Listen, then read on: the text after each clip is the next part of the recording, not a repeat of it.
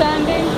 This area is where we keep our 2-second main phone and mic. And as you can see, it gets quite dusty.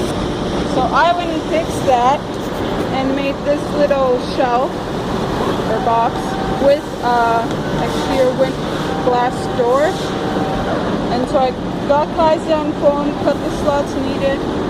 This box was actually a door loop calibration box that they always just throw out once they're done calibrating.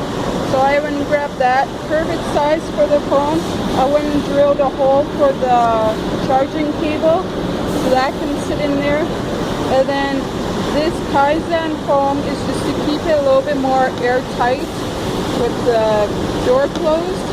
And the screws were a little bit long, so they were poking out. So I went and put Kaizen foam over the screws.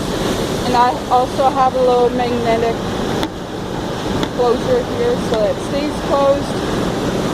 So now we shouldn't have problems with dust, and hopefully our videos will be in better sound quality because of less dust getting into the phone or mic.